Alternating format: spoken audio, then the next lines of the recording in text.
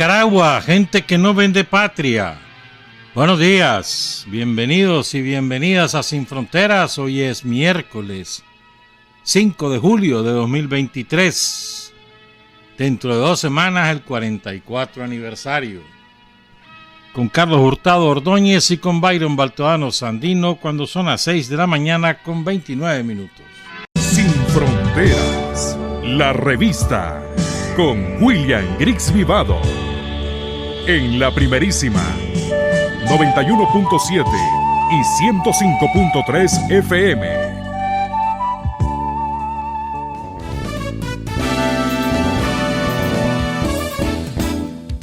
Sin fronteras para decir la verdad. Sin fronteras, trabajar, avanzar, combatir, vencer. Sin fronteras.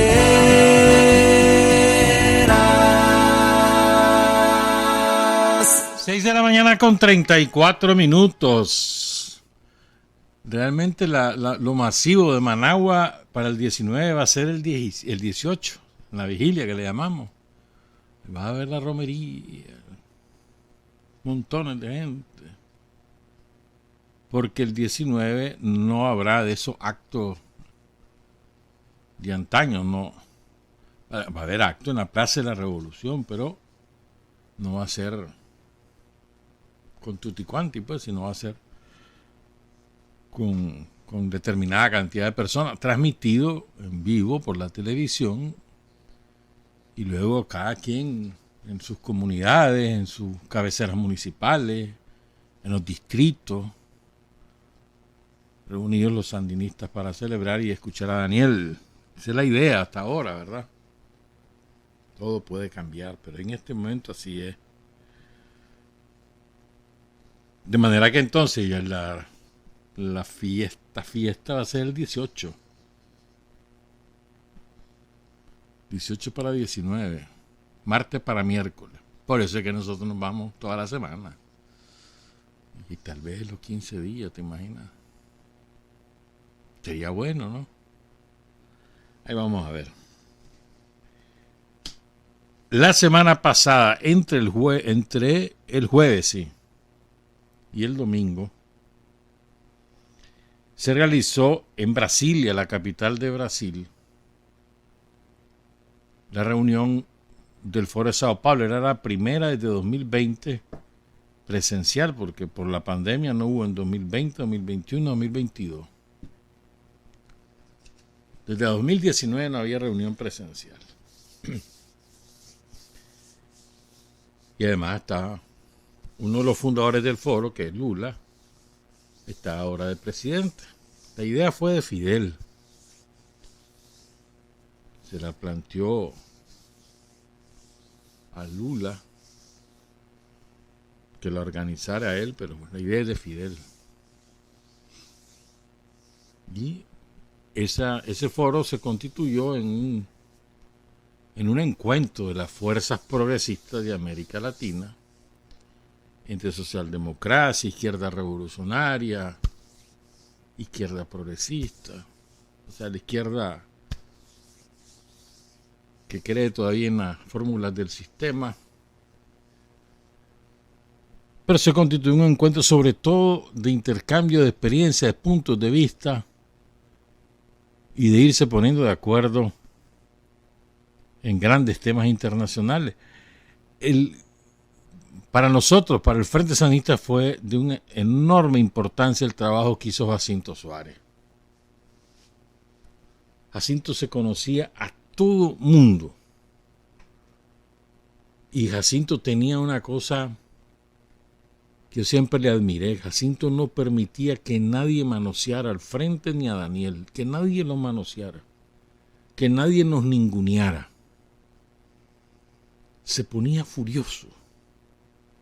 En cualquier foro, no importaba el nivel, que presidentes o que representantes de partido, que un mitin, en el nivel que fuera. Jacinto no permitía que nadie nos ninguneara, con una dignidad ejemplar. Ese era Jacinto. Y todo el mundo lo conocía, además como él tenía un humor cáustico, ¿no? Había que conocer a Jacinto porque a veces te tiraba unas pedradas que si no lo conocías bien, creías que te estaba... que era en otro lenguaje, ¿verdad? Pero lo querían también, lo querían. Precisamente porque él se daba a querer, primero por su forma de ser y segundo porque él era directo. Entonces él construyó para el Frente Sandinista relaciones muy sólidas en el Foro de Sao Paulo. Y este es el primero presencial en el que no está Jacinto. Ya tiene 2 años Jacinto de haber partido. Y le rindieron un homenaje a Jacinto como uno de los fundadores en nombre del Frente Sandinista en el Foro de Sao Paulo. ¿Verdad? Pero, ¿por qué quiero hablar yo de esto? Porque, fíjense, lo que es, ¿verdad? 5 años después, por fin, la verdad sembrada en estos 5 años se cosecha en forma de respaldo. Por fin. Porque a lo largo de estos 5 años nosotros hemos predicado lo que nos pasó, por qué nos pasó, quiénes lo hicieron, quiénes financiaron, qué consecuencias hubo, quiénes resultaron dañados. Pero toda la maquinaria de relaciones públicas del capitalismo, del imperialismo, era hegemónica, apabullante. Entonces muchas de esas fuerzas progresistas que están en el Foro de Sao Paulo se dejaban engatusar por ese discurso. Y muchas otras fuerzas de fuera del continente también. Y nos quedaban viendo con sospecha cuando nos quedaban viendo. Se callaron a lo largo de mucho tiempo. Pero la verdad se fue abriendo paso. Y en base a los contactos personales, las invitaciones a algunos que aceptaban venir aquí, por los contactos telefónicos de Cancillería, de la Asamblea Nacional, de la Presidencia, de otros poderes del Estado, contactos con sus homólogos, y explicando, y explicando, y explicando.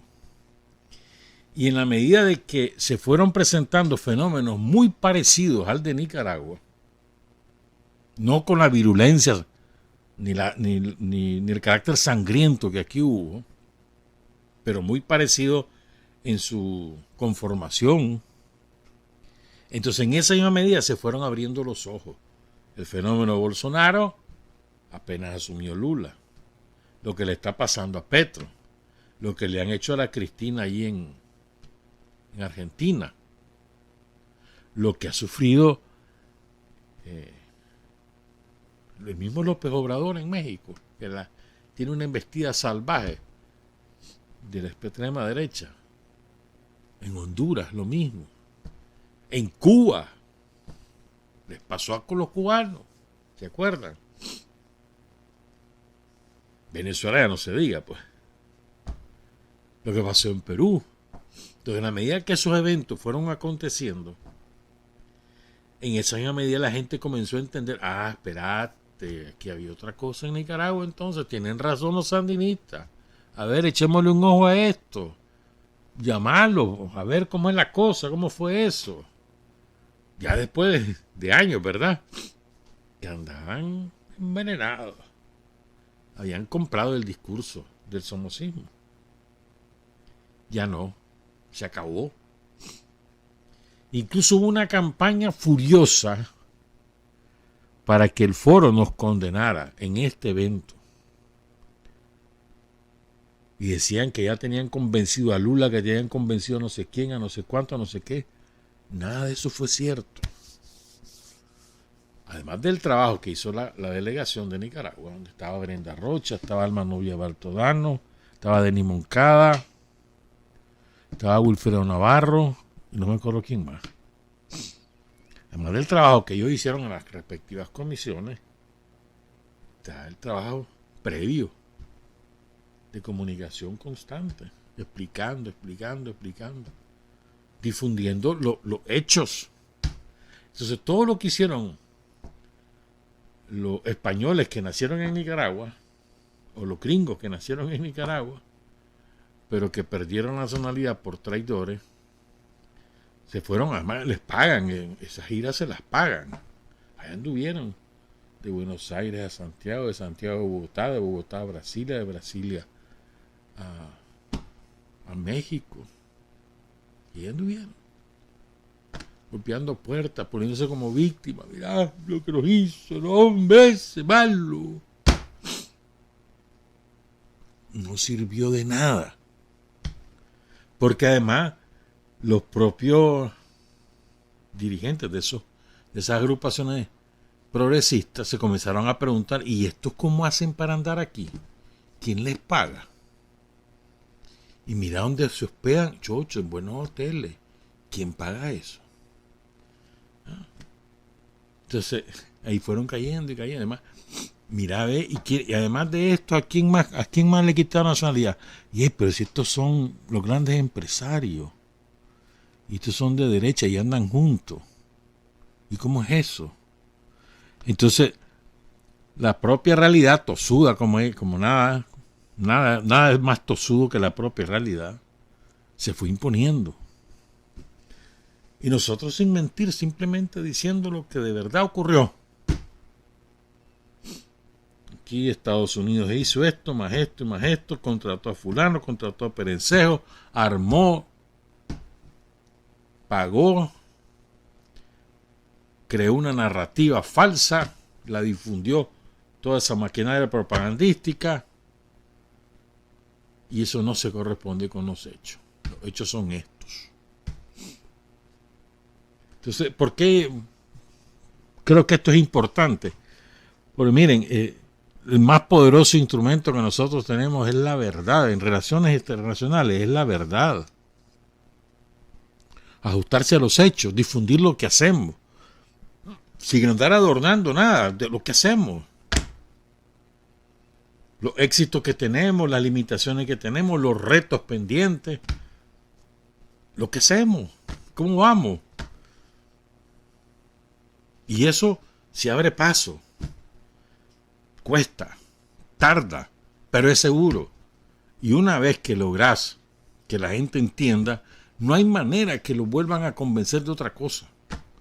Se vuelven en tus más leales defensores una vez que entienden y que contrastan lo que vos les contás de lo que ha pasado con la realidad y con lo que les cuentan los otros.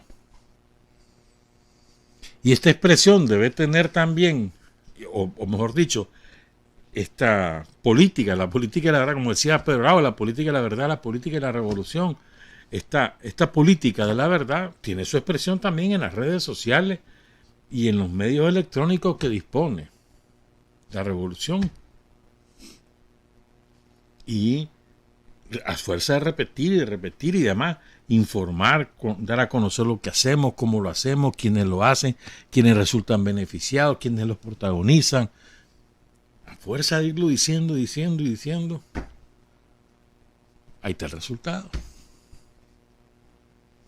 Entonces es un éxito resonante, ¿verdad? No solamente no hubo lo que los renegados querían que hubiese, una condena, sino que además hubo un respaldo, y no solo un respaldo unánime, ¿no?, a los éxitos de la revolución en la política de la mujer, a la demanda de Nicaragua para que Estados Unidos nos pague lo que nos debe. Unánime. Más, ahí describen en esa resolución por qué se exige esa indemnización, porque hubo una agresión de y estas características. Y es una resolución aprobada por unanimidad. Lo mismo en la resolución de la mujer, saludando los resultados. Nosotros somos entre los primeros lugares, quinto lugar creo mundial en igualdad de sexos en la composición de las autoridades a nivel de todos los poderes del Estado. Y unánime también. Pero además el clima que hubo en el foro según lo que cuentan las compañeras y los compañeros, fue de absoluta simpatía, de cordialidad, de fraternidad. No hubo hostilidad, como querían toda la maquinaria de relaciones públicas del imperialismo. No hubo tales. Entonces este es uno de los fracasos más resonantes de los yanquis de los últimos tiempos. Además del fracaso aquí en Nicaragua, los fracasos en política exterior, pues, fracaso resonante. Deben estarse mordiendo la lengua, furiosos, de barbaridades, que no supieron hacer el trabajo. Hubieran mandado a la fulana, porque además, entre esos traidores andan gente que va de izquierdoso y que sacan sus galones. Galones que los perdieron cuando se le vendieron a los gringos. Sacan lo que fueron, no lo que son. Sacan lo que fueron. Porque hasta en eso parasitan al Frente Sandinista. Yo fui tal cosa, pero fuiste, ya no sos nada. ¿Ahora qué sos? Sos un empleado de la CIA. Entonces digan, yo fui tal cosa, y ahora qué sos? Porque lo que vale es lo que ahora sos. ¿De qué te sirve tener una trayectoria salvajada, no sé cuántos combates y éxitos y funciones estatales, si ahora son un vulgar traidor, un sirviente de los yanquis? ¿De qué te sirvió todo lo anterior? Y la gente no es tonta. Es que nosotros somos la revolución auténtica. ¿Cuál revolución auténtica? Andar con los gringos. ¿Ah? Entonces creen que, o sea, una mentira repetida 1000 veces, creían que eso iba a ser verdad. Pues en este caso no, porque al mismo tiempo iba la verdad. Al principio eran las 1000 mentiras dominaban a la verdad, pero después poco a poco se fue abriendo paso. 5 años después, ahí está el resultado. A mí me parece que es uno de los éxitos más resonantes del Frente en política internacional de los últimos 5 años. Y ahí vamos. Y creo que tenemos que aprender de eso, pues. Saber, tener paciencia, no desesperarnos, insistir, repetir. Y te vas abriendo paso poco a poco, con los medios alternativos, con compañeras y compañeros que tienen determinados programas de influencia en su opinión pública, y ahí va, poco a poco, va sembrando y finalmente se llega a un resultado como el del Foro de Sao Paulo, que no es que sea, tampoco es que el Foro de Sao Paulo sea no, pues, pero es un escenario importante, pues, sobre todo por lo que significó en los años 90. ¿Verdad? Era la primera vez que se agrupaban organizaciones de izquierda y luego fueron ocurriendo como dominó los sucesivos triunfos de esas fuerzas que estaban en ese foro. Chávez en Venezuela, Evo en Bolivia, Néstor Kirchner en Argentina, Lula en Brasil, Daniel aquí, Rafael Correa en Ecuador, fuerzas progresistas o revolucionarias en nuestro caso, pues. Y entonces eso le fue dando una gran fuerza al FMLN en El Salvador. Una gran fuerza tuvo el Foro de Sao Paulo a raíz de los éxitos que sigan sucediendo en términos electorales. Y al mismo tiempo, a ese mismo compás, arreciaron las políticas yanquis para derribar a esos gobiernos, para entorpecer la labor de esos gobiernos, con los resultados que también ya conocemos, ¿verdad? Entonces ha tenido una gran importancia. Vamos a ver si ahora vuelve a tener esa misma relevancia. Hay que ver, sobre todo porque en esos foros virtuales pues de poco sirven. La cosa es verse frente a frente, lenguaje corporal, lenguaje facial, la manera como te tratan, y esas virtualidades por lo menos a mí me resultan de lo más robótica, En cambio, el contacto personal, nada supera el contacto personal. Entonces ya ves el resultado. Y creo que tenemos que felicitarnos todos por esta exitosa gestión en el Foro de Sao Paulo. Que repito, no fueron esos 4 días. Esos 4 días fue la tapa al pomo. Como resultado, como conclusión de esa tenacidad, de esa persistencia de la revolución, de los dirigentes de la revolución, ¿verdad? De mantener esa política, la verdad, de explicar y explicar hasta que finalmente tenemos ese resultado. Son las 6:54, me estaba acordando ahorita, y esto es importante, es que ayer en la mañana, en la madrugada, pues de hora nuestra, aparecieron unas declaraciones del presidente de Francia, Emmanuel Macron, implorando, ¿no?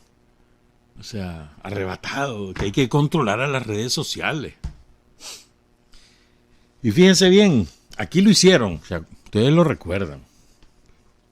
Y nosotros, pues, estábamos muy verdes en el manejo de las redes sociales ahora. Adultos y jóvenes, hermano. Aquí todo el mundo es guerrillero digital. Pero eso, el uso y el abuso de las redes sociales, lo experimentaron, por ejemplo, en Hong Kong. Y fracasaron, pues, pero fue durísimo la campaña de mentira. Utilizaban las redes para un montón de cosas. Y lo han hecho en muchos otros países. Para mentir, para difamar, para causar violencia y para sembrar odio. Lo han hecho en Rusia, lo han hecho en China, lo han hecho en Cuba. En Cuba lo siguen haciendo. Cuba todavía está en la fase que nosotros estuvimos en el 2019, más o menos. Todavía están en esos términos, un odio, y están en una sistemática campaña para desprestigiar a la policía. La policía tiene un prestigio entre el pueblo cubano enorme, es una campaña sistemática, ¿verdad? Y para quebrar los símbolos cubanos. Pero bueno, lo que quiero decir es lo que dice Macron, pues, lo que quiero comentar, perdón. Y sí que hay que controlarla. Hay que analizar el uso, dice. Sobre todo para los jóvenes. Recuerden que TikTok la han prohibido para todos los funcionarios públicos en la Unión Europea y en Estados Unidos. No la pueden tener en su aparato de teléfono. Van presos si las tienen o los corren. ¿Verdad? Entonces, está hablando TikTok y las empresas de Meta, Instagram, WhatsApp o Facebook. Aunque la mensajería más común en Europa o más utilizada no es WhatsApp, es Signal y Telegram y Messenger. WhatsApp casi no. Pero bueno, lo que quiero decir es que, o sea, ¿cómo se le revierte, no? Porque, o sea, si vos lo ves objetivamente, Facebook, Twitter, Instagram, Reddit, YouTube y las competidoras chinas y rusas son grandes plataformas de expresión de la opinión pública. Cuando realmente los ciudadanos expresan ahí su opinión o su punto de vista sobre cualquier evento o su denuncia, ¿no? A sabiendas de esto, las fuerzas hegemónicas han utilizado las redes para sus propios propósitos de dominación y de colonización. Lo han hecho en Irán. En Irán fue terrible. Lo han hecho en Siria. Y lo han hecho en toda el África sahariana. ¿No? Lo hicieron en Grecia para derribar al partido. Bueno, después se volvió cualquier cosa, pues, pero bueno, ahora ni lo recuerdo. Entonces, ellos lo han utilizado como contratando fábricas de opinión pública, es decir, los famosos troles, ¿no? Que hay fábricas de eso, centros de call center, lo que sea, contratan 30, 50 pitches, les ponen 10, 15, 20 teléfonos, cada uno con una cuenta falsa de todas las redes habidas y por haber, trazan una línea y empiezan a vomitarla. Y entonces y de pronto aparecen un montón de likes y de no sé qué. Todo el mundo cree que, mira, por aquí va la cosa. Y no, son los troles. Son las cuentas falsas. ¿Ah? Entonces lo usan en dos sentidos, para difundir sus propias prioridades y para liquidar las prioridades de sus adversarios. Para denostar a los dirigentes de los pueblos y al mismo tiempo para engrandecer a los traidores, a los contratados por los colonialistas. Entonces, pero en esencia termina siendo expresión, y hay que tomarlo así, expresión de una corriente de opinión pública. Aun y con todos los troles, vos podés distinguir por dónde va la cosa. Lo podés distinguir si tenés criterio, pues. Entonces son útiles, ¿verdad? Son plataformas de expresión popular. Y así hay que tomarlo. Por mucho que te la utilice el enemigo para otros fines. Entonces dice Macron, hay que controlarla. Interesante, ¿no? O sea, el capitalismo que se les ha picado de ser los máximos defensores de la libertad de expresión, aceptan esta puñalada, que es como la quinta ya. Recuerden, la primera fue Assange, preso Assange, por difundir la verdad. Por eso le echaron preso. Y lo van a condenar quizás a muerte, ¿eh? Una vez que lo extraditen a Estados Unidos. Julian Assange. Prohibieron los medios rusos. Fíjate bien, eso es grueso. Prohibieron los medios rusos electrónicos, radio y televisión y páginas web en toda Europa y en parte de Estados Unidos. Ahorita acaban de aprobar una ley que los periodistas pueden ser espiados por los gobiernos cuando los gobiernos sospechen que los periodistas tienen vínculos terroristas. ¿Quién define lo que es terrorismo? El control de las redes sociales. Prohibieron TikTok, ya te dije. En todos los aparatos de los empleados públicos, prohibidos. Y en Estados Unidos la obligaron a la empresa a venderse la mayoría de las acciones a una empresa guiante, porque ahí vienen los chinos. Esa es una empresa china, nos va a espiar. ¿Quién te espía más que Facebook? ¿Me entendés? O la utilización ilegal que hizo Facebook de los datos de los usuarios, que se los vendió a una empresa ahí en Gran Bretaña para influir sobre el resultado del referéndum que iba a decidir si se salían o no se salían de Europa, o el uso de los datos en las campañas de Trump, la primera, y después para los demócratas contra Trump. ¿Me entendés? O sea, se ha desplazado la batalla por la opinión pública, se ha desplazado de los medios tradicionales hacia las redes sociales, y eso no es de ahora, y es un fenómeno que se viene manifestando en los últimos 7, 8 años.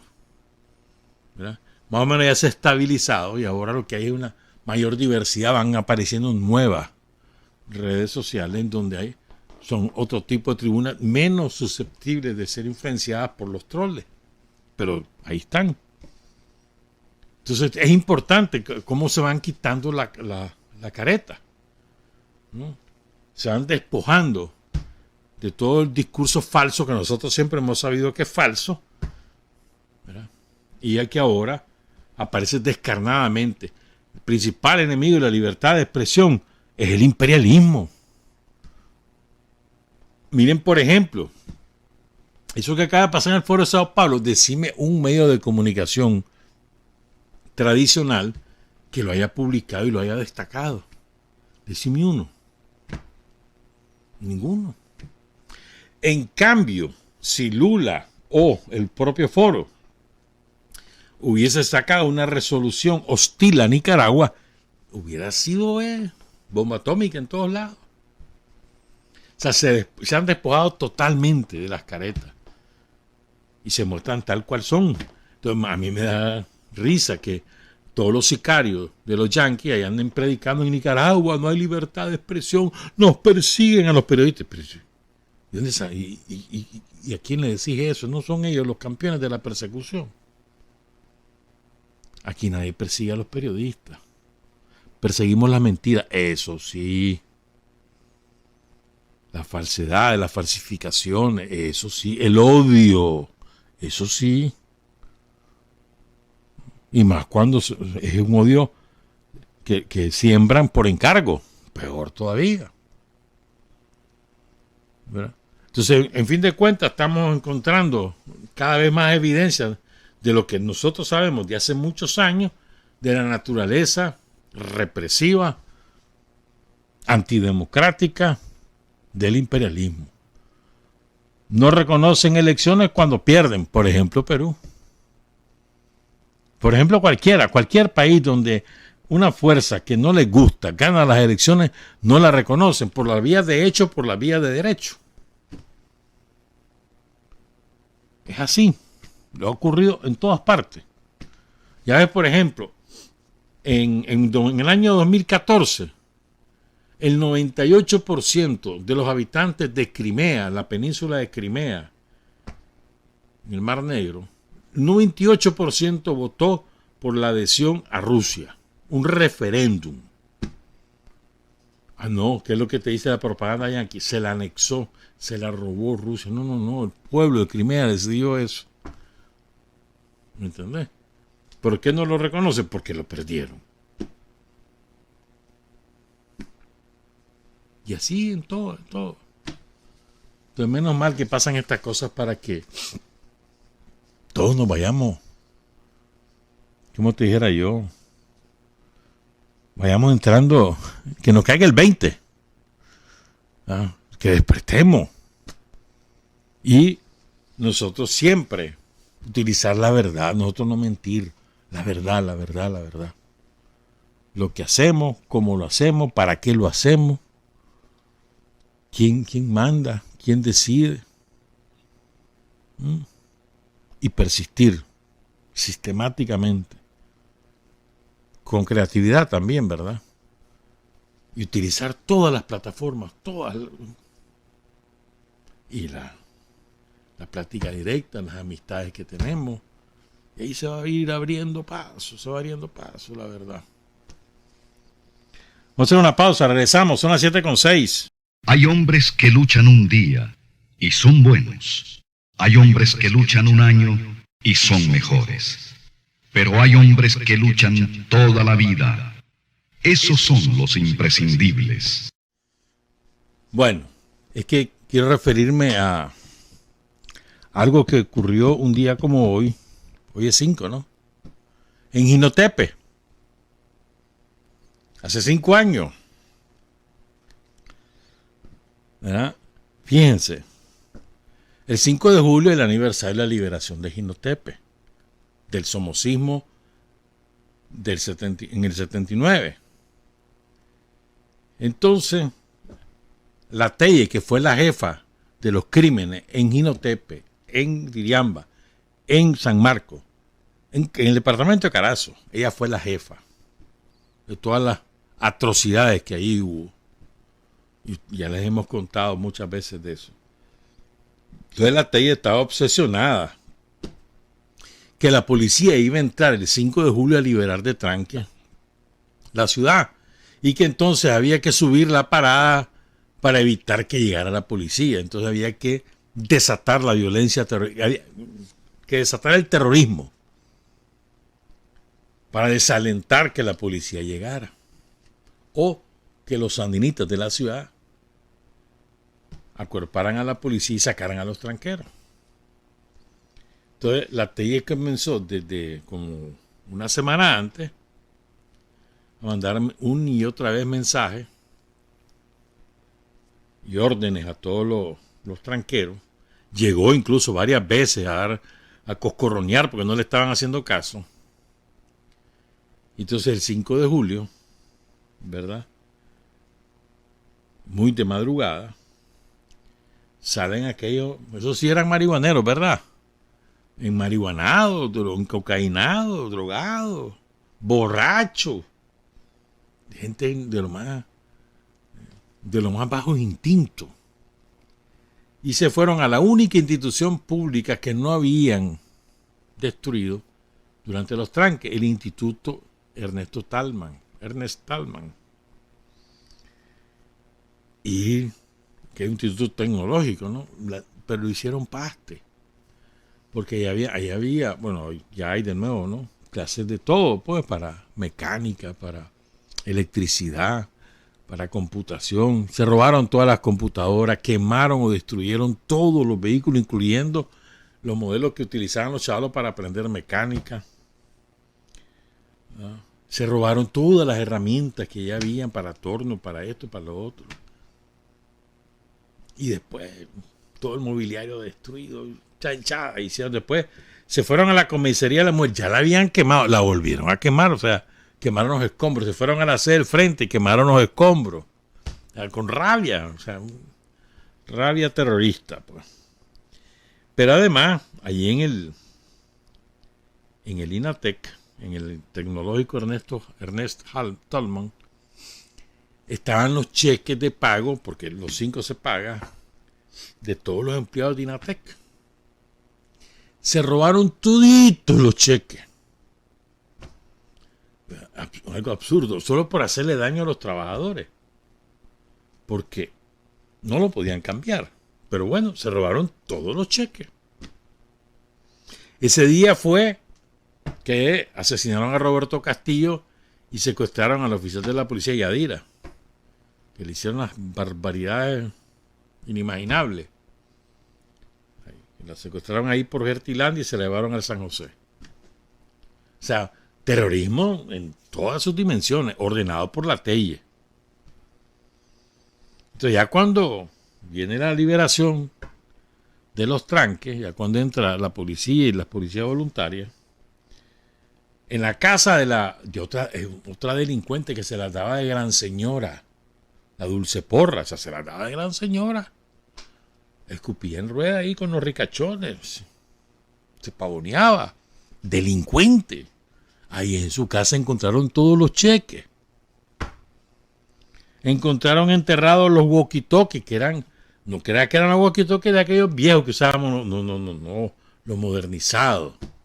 Los que usan ahí en el FBI. Ahí los encontraron sepultados.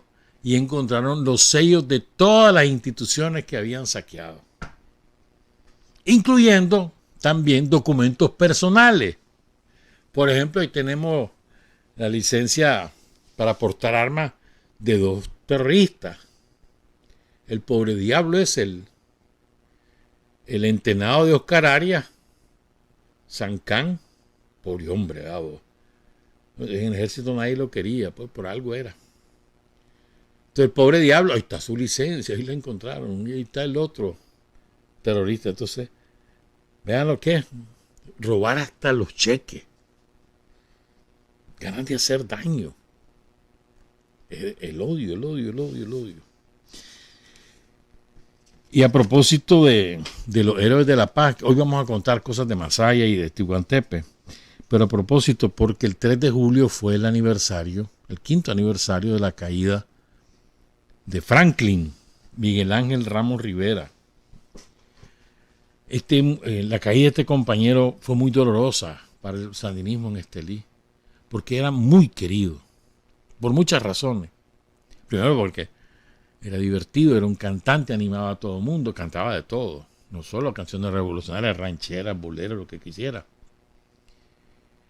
Y porque además él era un auténtico héroe, había nacido en Matagalpa, el 20 de octubre de 1958, pero desde muy chaval vivió toda su vida, todo el resto de su vida allí en Estelí.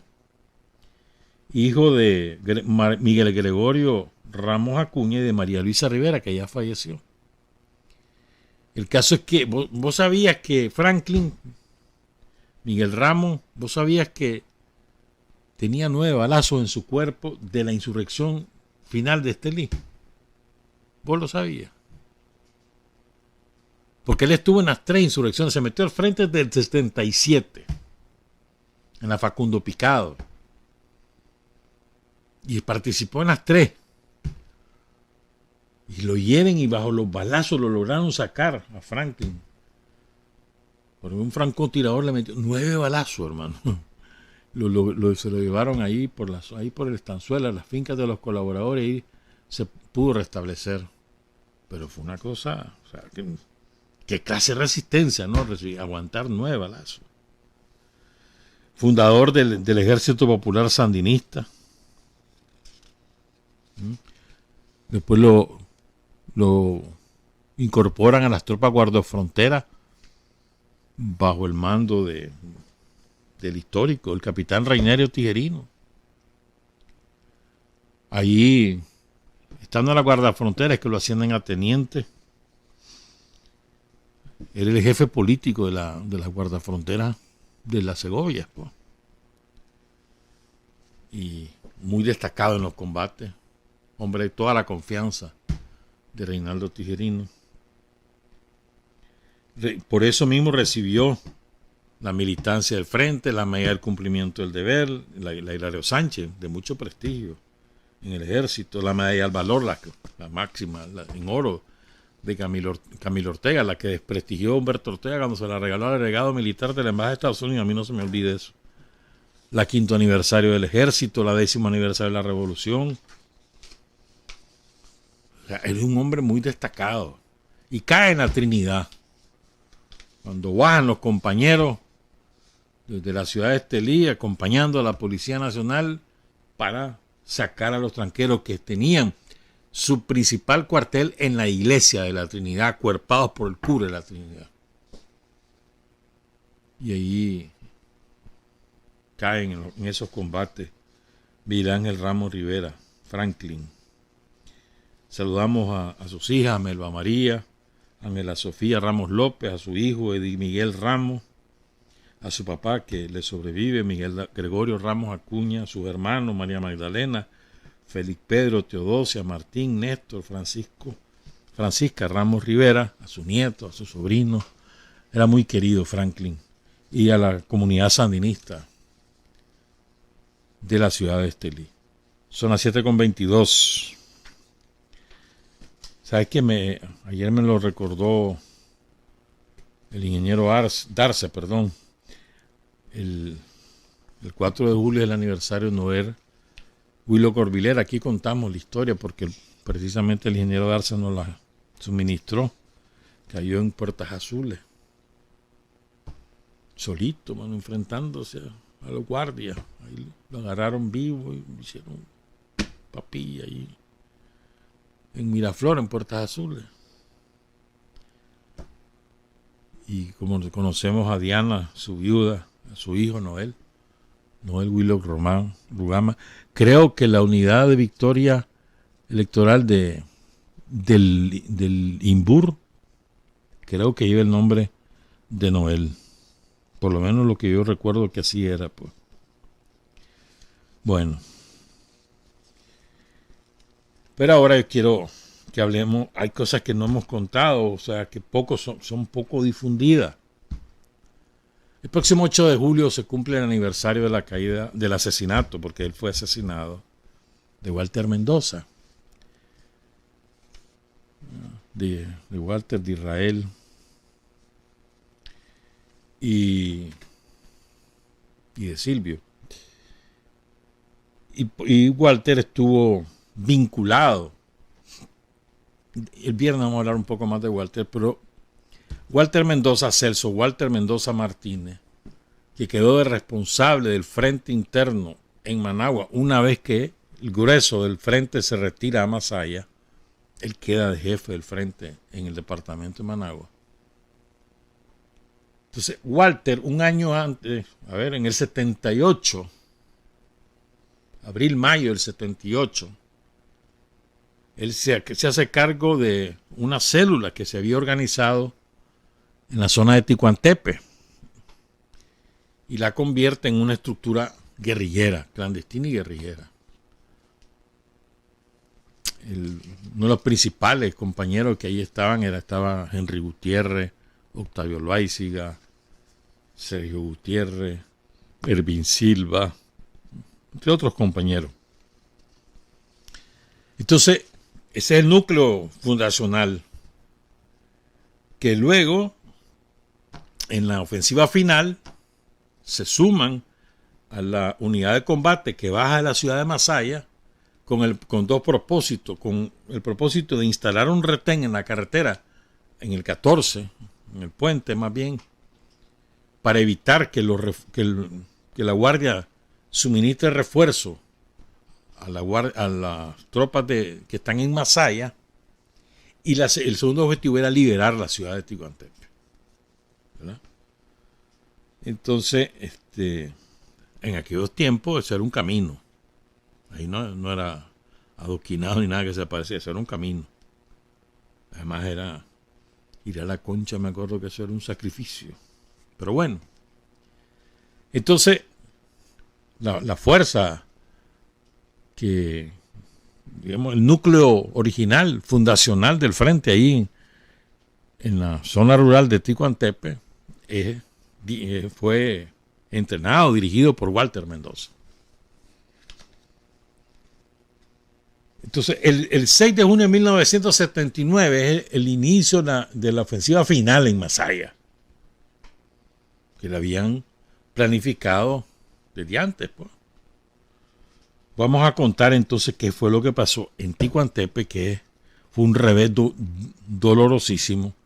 Y luego vamos a contar lo que pasó en la Barranca, con la caída de los 4 compañeros en la Barranca. Bueno, ese día, el 8 de julio, bueno, entre el 6 y 8 de julio, cayeron, no solo cayeron los 4 de la emboscada, sino cayeron otros compañeros ese mismo día, pero en distintos eventos en la zona de la Barranca, en Masaya. Entonces, ese mismo día, el 6 de junio, es cuando ocurre la masacre de la Reforma. Ahí asesinan a 11 compañeros. Y ahora ya tenemos la certeza, bueno, ahora no, ya hace muchos años tenemos la certeza que tanto lo ocurrido en Ticuantepe como lo ocurrido en la Reforma fue porque el traidor, que no me quiero acordar su nombre, que se murió hace poco y que ojalá que estén, si acaso existe el infierno, que ahí esté ardiendo, ese traidor, que era parte del Estado Mayor, era responsable de la defensa civil. Ese maldito le pasó la información a la Guardia de lo que se preparaba en la Reforma, que era una fuerza que iba a atacar el cuartel junto con otras fuerzas de distintos puntos de la ciudad, incluyendo Monimbó, y lo que se preparaba en el ataque a Ticuantepe. Entonces la Guardia llega a la Casa de la Reforma con un aparataje enorme, y ahí liquidan a 11 compañeros. Recordemos sus nombres: Carlos Montenegro Larios, César Antonio Navarrete, Eddie Marín Juárez, Felicito Franco Garay, Francisco Escobar, Isaías Reinaldo Espinosa Sánchez, José Arnoldo Guerrero López, Laura Caridad Espinosa, Ricardo José Solís, Rudy Rivas García y Silvio Marín Escobar. Esto fue el 6 de junio de 1979. ¿Verdad? 6 de junio. Entonces, el que encabeza la fuerza, que Hilario Sánchez distribuye la fuerza, que eran como 250 guerrilleros con armados, los que habían en Masaya, distribuye una parte para cercar y tomar el cuartel de la ciudad de Masaya, y otra parte la destina para evitar que lleguen los refuerzos de Managua y para tomar Ticuantepe. Y ahí destinan alrededor de 25 compañeros al mando de un compañero que tenía el seudónimo de Pancho, de gran experiencia en el frente. Trabajó con Camilo Ortega en Granada, estuvo en el Frente Norte, estuvo en Chinandega, cuyo nombre real es Guillermo Sánchez Oviedo. Entonces a Pancho le dan la tarea de poner el retén en la carretera para impedir que la Guardia refuerce al cuartel de Masaya y para que libere la ciudad de Ticuantepe. Incluso Pancho estuvo preso allí en Granada por unos días y torturado, por supuesto, ¿verdad? Se retiró en el 90 del ejército, estuvo en el ejército como mayor, se retiró. Bueno, entonces la reunión, la planificación de toda el inicio de la ofensiva final en Masaya se realiza el 25 de mayo, un día después de la caída de Germán Pomares. Entonces voy a ir leyendo lo que cuenta el compañero, lo cuenta muy bien, lo contó aquí en la primerísima, hace ya 24 años más o menos, 23, por ahí va. Aquí en la radio lo contó. Voy a leerlo. Para la insurrección final, fuimos convocados a una reunión el 25 de mayo y nos hicimos presentes con todas las medidas de seguridad, todos los compañeros que íbamos a participar en funciones de dirección. Fue en una casa en el barrio Fox, que hoy se llama Henry Bermúdez, un barrio precario que llevaba el apellido de una familia adinerada de Masaya. La reunión la preside Hilario Sánchez, Claudio, quien informa que es una realidad la unidad del Frente Sandinista y que se ordenaba a buscar la unidad en acción entre los representantes de las distintas tendencias. El Estado Mayor de Masaya resuelve iniciar la insurrección. El plan consistía en el sitio y asalto al cuartel como una idea principal. Había un sistema de seguridad a lo interno de la ciudad, lo que permitía el mantenimiento del orden y la seguridad de la población. El éxito del plan estaría basado en la absoluta disciplina de los compañeros que se emboscarían a la altura del kilómetro 14,5, impidiendo cualquier refuerzo de Managua a Masaya, al mismo tiempo que se liberaría Ticuantepe. Las tropas de asalto deberían apreciar el momento exacto para el éxito de sus acciones. Todas las unidades debían comenzar a operar a las 1:30 de la tarde, el 6 de junio de 1979. Entonces, ahí se va Pancho, va para Ticuantepe, ¿verdad? Se va con unidades que había en barrio Países Bajos, Monimbo de Arriba, milicianos. Y para el cumplimiento de la misión, Pancho lleva 2 armas pesadas, una RPG-2 y una ametralladora MAC, 22 fusiles FAL. ¿Ya? Y les dice Claudio Hilario Sánchez, les advierte: el éxito del plan es la sorpresa, la rapidez en resolver los problemas que se presenten. Recuerden, Hilario es un subtiabeño, ¿no? Apelo a su creatividad, iniciativa y audacia. Y esto fue lo que se decidió a grandes rasgos. Ese fue el plan aprobado. La reunión duró 6 horas. Entonces, Franklin lleva 25 compañeros. Y ellos llevan... Eso fue el 25 de mayo. 3 días antes del 6 de junio, o sea, el 3 de junio, Franklin diseña su plan de acción para tomar Ticuantepe y para instalar el retén. ¿Verdad? Entonces, se fueron a ver el punto de reunión que iba a ser en las enramadas sobre la carretera Ticuantepe-La Concha, carretera que era un camino, repito, a la orilla del puente de los Cabros. Ahí están unos pozos de nada ahora. Nos dijeron que nos podíamos ubicar ahí porque habían colaboradores. Ocupamos esa casa. El plan de Ticuantepe era sencillo. Se estimaba que había unos 15 a 20 guardias. Nosotros éramos 22 hombres armas. ¿Verdad? Teníamos los 20 fusiles FAL, la M30, la ametralladora y el RPG-2. Organizamos la milicia, las fuerzas que iban a caer en la parte trasera del comando, las milicias locales de Ticuantepe y las fuerzas del frente que ya estaban en distintas comunidades del municipio.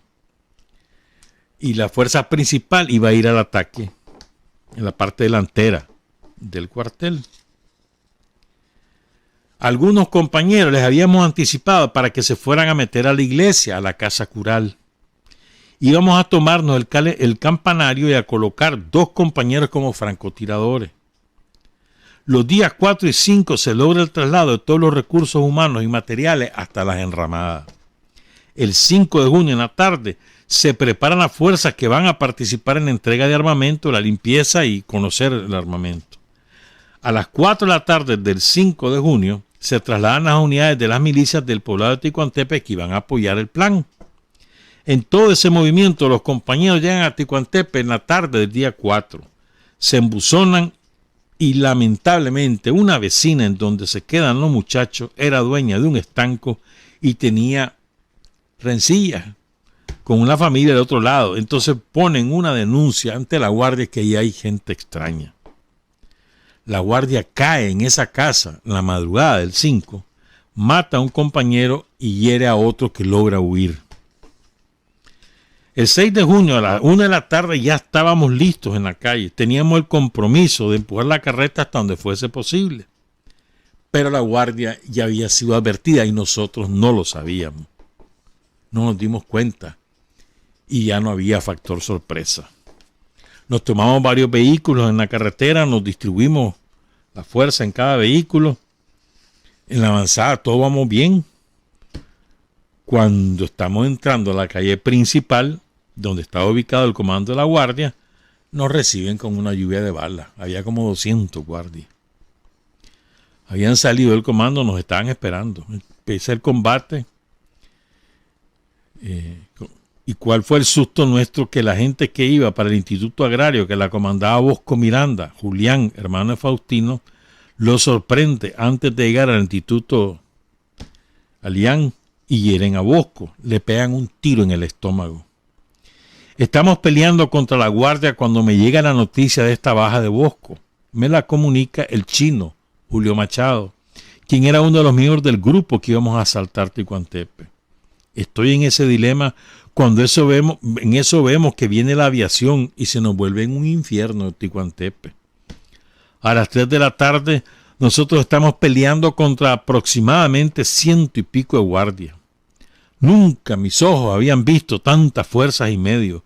7 camiones chatos, 3 Becat, cada uno con una ametralladora calibre 50, más el apoyo de la aviación. Repito, un infierno. Combatimos en desigualdad desde la 1 hasta las 5 de la tarde. Las pérdidas a esa hora eran grandes, casi el 60%.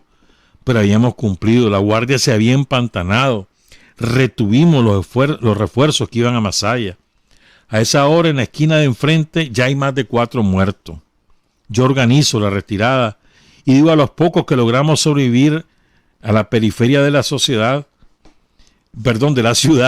a ver cómo nos reorganizamos. Nunca mi corazón se sintió tan pequeño al mirar tantos compañeros caídos. Va cayendo la tarde y con ella mis hermanos Luis Guillermo López Flores Margarito, Francisco Enrique Arriaza Chávez, José L. Leiva Centeno, Juan Ramón Rodríguez, Roberto Vargas, Manuel Landes Rojas, así se llama el Instituto Técnico de Ticuantepe, Manuel Landes. Y todos ellos ahí murieron en ese ataque a Ticuantepe, pues. Pero como está herido el compañero, el primer compañero, Bosco Miranda, Julián, entonces se va Pancho a buscar un médico de apellido Rugama, lo secuestran. Él vivía ahí en el trayecto al puesto de agua de Ticuantepe, lo sacan de la casa, le inventan que iban para un parto, sale con su equipo, pero cuando llega al sitio donde tienen al muchacho herido en el abdomen, al ver al herido le dice el doctor, mire, si este muchacho lo traslada se muere. Entonces le dijo Pancho, usted se va a quedar con él y ahí me va a disculpar, si no me obedece aquí lo mato. Y entonces ahí se queda. 6 de la tarde, ya está casi oscuro totalmente, ¿no? Entonces voy al recuento de heridos, dice Pancho, y de muertos, que es lo que tenemos, y le digo a Bosco, mira, si te llevo te morís. Ve, hermano, nos vemos. Son 15 hombres los que tengo afuera. No puedo permitir que se mueran los demás por salvar una vida. No te puedo llevar. Así que usted es grande, usted entiende qué es lo que está pasando. Toma mi pistola y con el dolor de mi alma siempre lo he dicho, ahí lo dejo. En un principio Bosco, Julián, ni entendió. Él pensaba que yo lo estaba abandonando.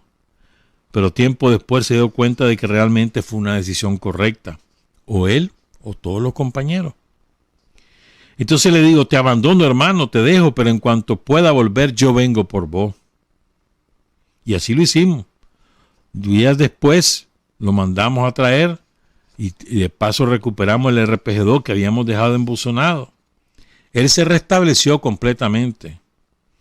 Bosco Miranda, Julián, ingresó, fue un fundador del ejército y ahí se retiró con el grado de capitán. Organizamos la retirada y vamos como el soldado, todo roto y remendado, hacia Masaya, pero sabiendo que ya habíamos cumplido, habíamos empantanado a la guardia. Tal vez no resistimos en la carretera, pero sí dentro del pueblo. Fue algo que si hubiera sabido lo que me iba a tocar, tal vez hubiera dicho que no, en aquel momento a Hilario. Pero bueno, después en Piedra Quemada se van por vereda, ¿verdad? Cuando van por Piedra Quemada, a la avanzada del grupo los detecta un helicóptero. Y entonces se va a hacer un aterrizaje más adelante Piedra Quemada para que la tropa vaya al encuentro de estos muchachos, ¿verdad? Y los aniquile. Pero en eso cae la noche. Y entonces ellos logran bajar por la ladera de la laguna y ya no pudo la guardia matarlos, pues. Se fue el ataque a Ticuantepe. 6 compañeros caídos. José Eleiva Centeno, Francisco Enrique Arriaza Chávez, Manuel Lander Roja, Roberto Vargas y Guillermo López Flores Margarito y Juan Ramón Rodríguez, caídos en Ticuantepe. Nombres poco conocidos que son héroes de la revolución.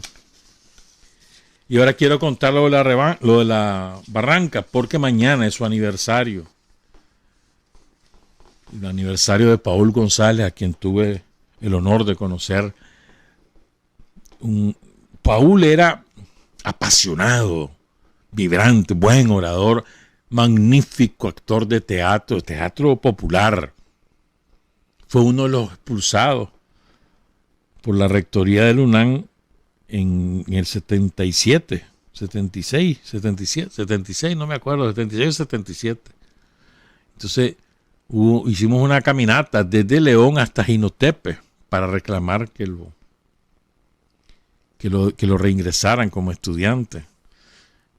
Uno de los fundadores de la AES, aguerrido, apasionado, brillante, era Paul. Su compañera María Jesús. Bueno, y además ahí cae también en la Barranca César Augusto Silva. César Augusto Silva, su formación inicial es en el Partido Socialista, él era dirigente obrero. Y después del salto al Frente Sandinista, pues la vía de la tendencia proletaria. Carlos Núñez habla muy bien en su libro de César Augusto Silva, un hombre muy, muy aguerrido, un cuadro político-militar en toda la extensión de la palabra.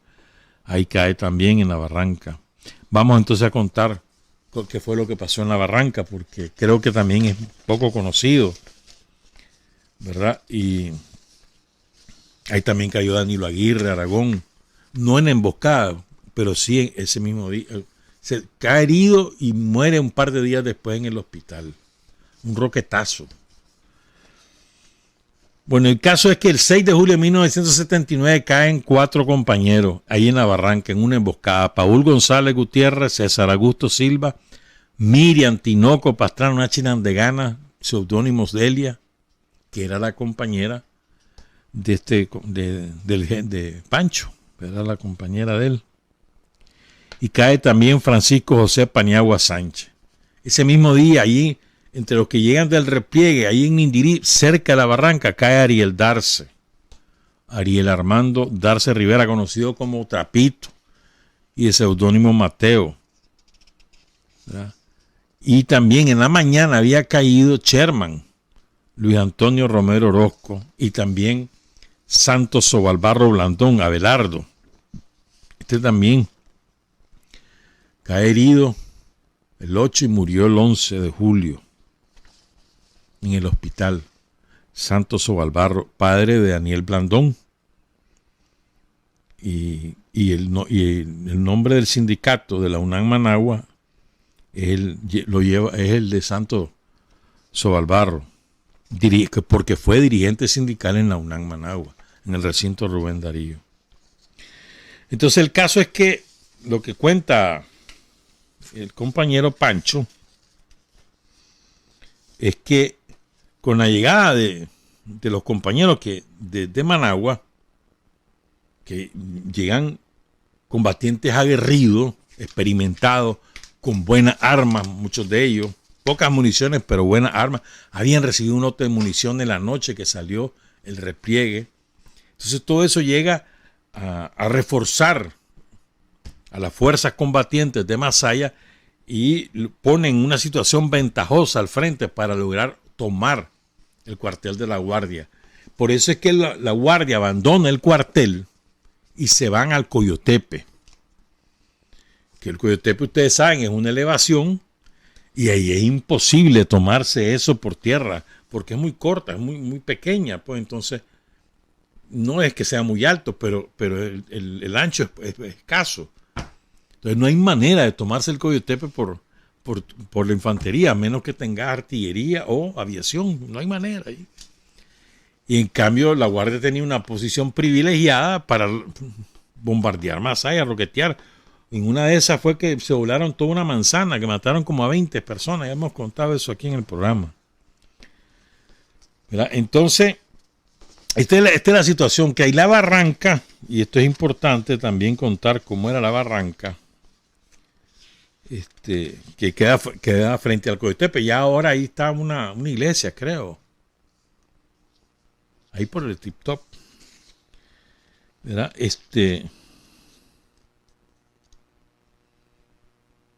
Y es como una hondonada, pues, pero queda muy cerca del Coyotepe.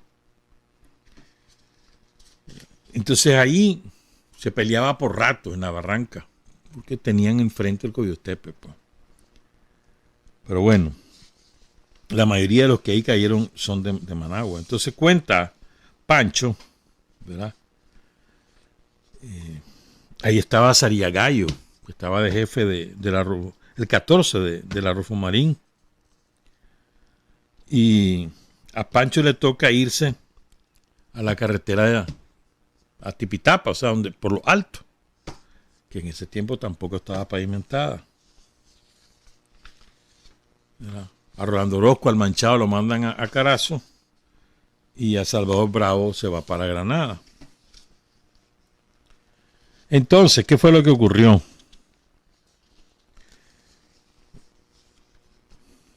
Después de cortar la carretera que va para Tipitapa, le informan a Pancho que Salvador Bravo, en lo que iba para Granada, los emboscan y mataron a varios combatientes. Y había el rumor de que había unos guardias, un nutrido contingente de guardias que venía de la zona de Granada hacia el Coyotepe, digamos, venían guinda, venían desertados, pero que era nutrido el grupo, ¿verdad? Entonces, le dicen a Pancho que se vaya a Las Flores, porque si viene ese grupo de guardias, ahí que los puede esperar. ¿Verdad? Entonces, los guardias a su vez bajan a un contingente del Coyotepe y se instalan en la Inca, en la fábrica Inca, que ahí mismo está la Inca. Macaco, Ramón Moncada Colindre, uno de los miembros del Estado Mayor, también hace su presencia ahí frente a la Inca. Cuando están en Las Flores, le confirman que efectivamente hay un grupo de guardias que viene de Granada desertado, pero que se parece que se habían perdido en el camino, ahí andaban perdidos. Entonces ellos preparan una emboscada para esos guardias que vienen de Granada. Dice que cuando están preparando la emboscada, dice Pancho, que distingue un hombre que viene con short blanco y pelo largo. Y dice, qué raro que está esto, ¿verdad? Se esconde y distingue quién es. Un ladrón que era de confianza de la Guardia, que le decían Tamagás. Y Pancho lo conocía porque habían estado presos juntos en Masaya, en Granada, perdón, cuando le echan preso a Pancho por sandinista, estaba Tamagás preso por ladrón, pero era un ladrón de confianza de la guardia. Y entonces le dice, ay, ¿qué andas haciendo vos aquí? ¿Qué pasó? No, me voy para Aranjuez. Aranjuez, imagínate que eso se queda en la Trinidad. ¿Y desde cuándo Aranjuez? Le dice, se va por la línea del tren. No, le dice, no me engañé. Entonces, finalmente se raja y les cuenta. Dice que él viene como explorador del grupo de guardia, que viene desertado y que va buscando cómo salir de Nicaragua, porque la mayoría son del Condeca. ¿Ya? Dicen que los guardias del Condeca venían con una sensación de haber sido engañados porque les dijeron que venían a enfrentarse a chavalitos que andaban armados y que se encontraron con otra realidad. ¿Ah? Entonces, pero Pancho precavido dice, no vaya a ser que esto se nos adelantaron, que ya van adelante, vamos a mandarles a avisar a los compañeros. Entonces, en las fuerzas de Pancho está Paul González Ramiro, que era de la Rufo Marín. ¿Ya? De gran experiencia combativa y política, Paul era bueno, hermano. Entonces lo mandan de correo al Estado Mayor y le dicen a Ramiro, si no regresas en 12 horas, comenzamos a caminar para Masaya. Azaría Gallo, que su seudónimo era Marco, estaba preocupado porque presentía que la guardia estaba cerca y que no nos debíamos mover. Entonces dice Pancho que le dice, mira hermano, vos aquí mandás. Si decidís que nos vayamos, nos vamos. Si la guardia había pasado por la tarde y a esas alturas estaría en el Coyotepe y nosotros vamos a tratar de combatirla, nos regresamos. Pero como nada que sabíamos confirmación de la guardia, decidimos irnos por vereda y nos vamos por las Cañadas. Por la más grande, la que quedaba entre las dos calles principales de Masaya. Ahora todo eso está pavimentado, adoquinado. ¿Verdad? Entonces, nos van en ese recorrido. Paul no ha regresado, ya no regresó. ¿Verdad? En el grupo que va a recibir a los que vienen de Masaya, perdón, de Managua y está en la Barranca, que está destacado ahí y además está hostigando a los del Coyotepe, o sea, manteniéndolo cercado para que no bajaran los guardias, aunque ellos tenían en los morteros, la aviación los apoyaba, pero que no bajaran la guardia. Pues. Entonces, Pancho relató lo que ocurrió ese día, porque en la fuerza que destacada en la Barranca estaba su compañera, Miriam Tinoco, Delia, que además era miembro del Estado Mayor de la insurrección en Masaya, ¿verdad? Entonces Guillermo Sánchez, ¿verdad? Pancho, escribió lo que ocurrió ese día. Y lo escribió y lo leyó en medio del llanto aquí en la radio. Voy a leerlo, esto sí lo voy a leer. Durante el recorrido venía recogiendo las mejores flores, los mejores nancites. Quería halagar a mi gorda con presente para decirle que venía pensando en ella. Como a las 3 de la tarde escuchamos un tiroteo rápido, una pequeña escaramuza a unos 5 kilómetros en dirección del caserío de Los Cocos. Seguimos avanzando con mayor cautela, llegamos a Masaya como a las 6 de la tarde al Estado Mayor. En la entrada al Estado Mayor se encontraba Claudio, Hilario Sánchez. Se notaba un poco preocupado y nos dice que sin pérdida de tiempo nos vayamos hacia la Inca porque había un fuerte combate y la guardia quería penetrar. Ahí está Macá como en cada colindre. Nos vamos a la Inca. Había pasado un combate fuerte, 4 compañeros muertos, pero la guardia no había logrado pasar. Estaba Macaco con su grupo. Entonces nosotros decidimos hacernos un poco más a la derecha, ya siempre sobre la carretera, frente a la entrada del Motel Nido, un kilómetro 31,5 sobre la carretera Masaya-Granada. Pasó toda la noche. Yo tenía una angustia, no sabía qué me pasaba realmente. A las 6 de la mañana estaba empezando a clarear el día. Un campesino montado en un caballo viene saliendo del caserío del Camino Viejo hacia Las Flores.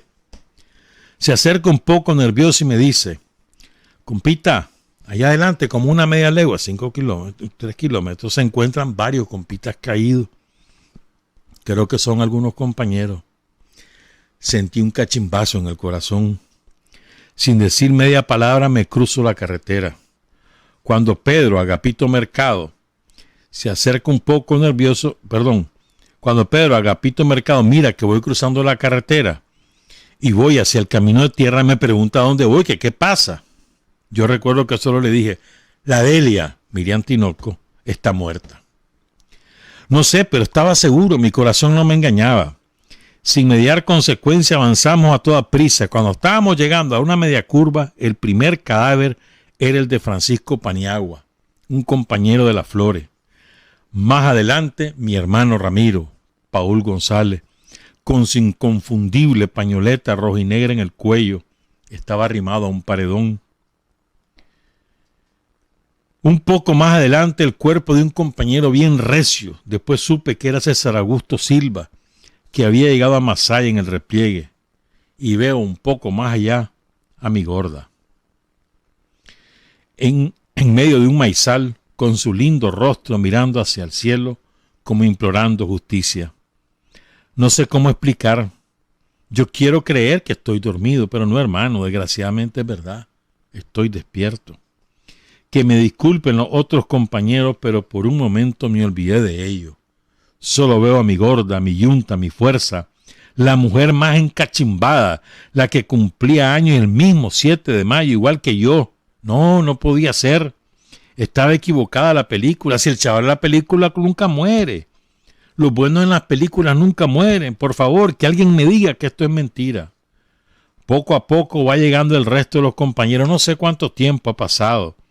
Terminaron de cavar la fosa. Ya me la van a sepultar. Por favor, les grito, consigan una sábana para que no se quede en la pura tierra.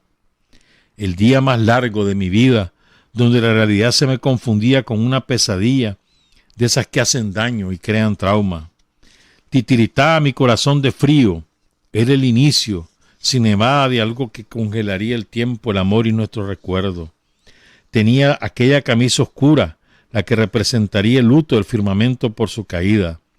No hubo tiempo para vela, no hubo tiempo para sepultura en una caja. La tierra la cogió como a una hija. Vida, fuerza y razón del que hoy te escribe. Leía en medio del llanto el compañero Guillermo Pancho.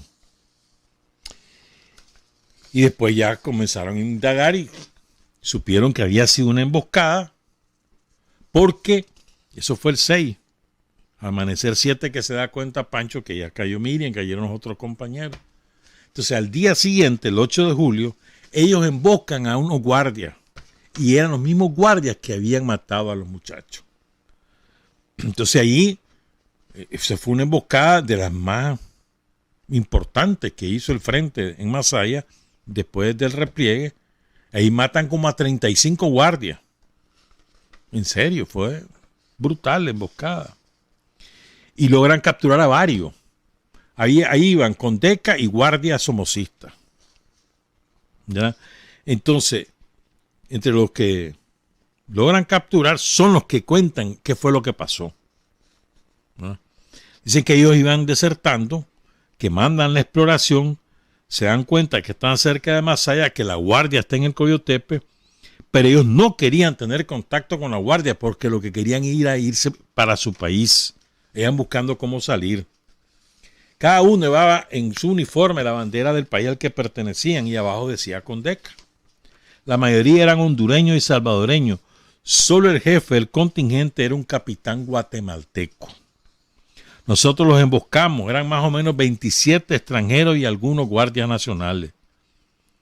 Nos confesaron que ellos, los que capturamos, nos confesaron que ellos habían sido los que mataron a los compañeros, justificándose que tenían miedo porque sabían que detrás de ellos venía el resto del contingente y que nosotros veníamos detrás.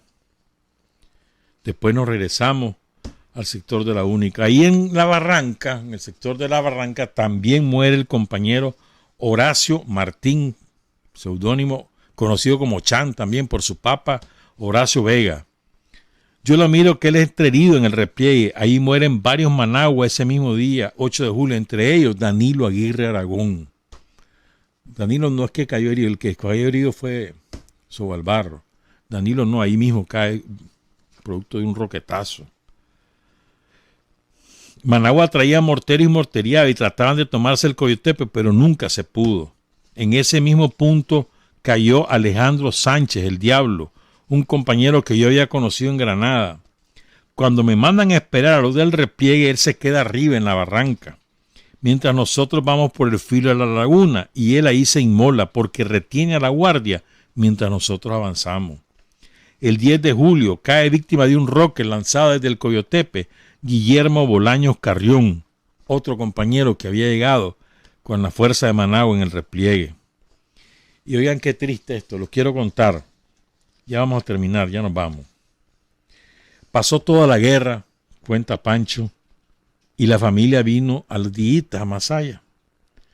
Yo pensaba que lo habíamos enterrado al Chambega, pero fue triste que su familia lo encontró comido de sopilote, porque no nos acordamos de enterrarlo. Eso nos pasó con Guillermo Bolaño y con Horacio Vega. Perdón, con Alejandro Sánchez y con Horacio Vega. Horacio Vega había venido a Managua herido. Se lo presento al compañero que está a cargo de la barranca y a los días me dice que no sabe dónde está. Y lo mismo pasó, ahí quedó y no lo enterraron. Y es triste para familias encontrar así a sus deudos, pero era parte de la modalidad irregular en la que operábamos y la presión brutal de la guerra en ese punto. Honor y gloria pues a los caídos entre el 6 y el 8 de julio en la barranca.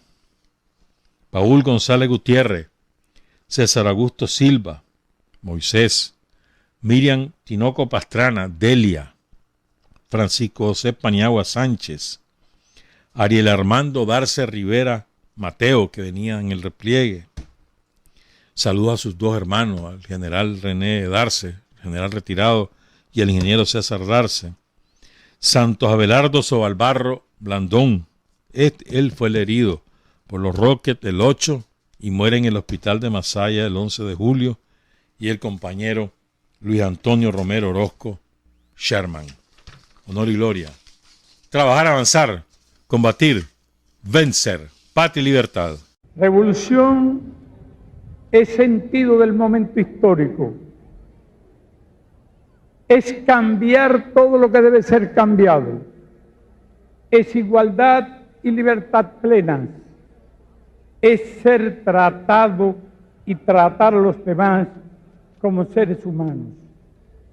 Es emanciparnos por nosotros mismos y con nuestros propios esfuerzos. Es desafiar poderosas fuerzas dominantes dentro y fuera del ámbito social y nacional. Es defender valores en los que se cree al precio de cualquier sacrificio. Es modestia, desinterés, altruismo, solidaridad y heroísmo. Es no mentir jamás ni violar principios éticos. Es convicción profunda de que no existe fuerza en el mundo capaz de aplastar la fuerza de la verdad y las ideas. Revolución es unidad, es independencia, es luchar por nuestro sueño de justicia para Cuba y para el mundo, que es la base de nuestro patriotismo, nuestro socialismo y nuestro internacionalismo.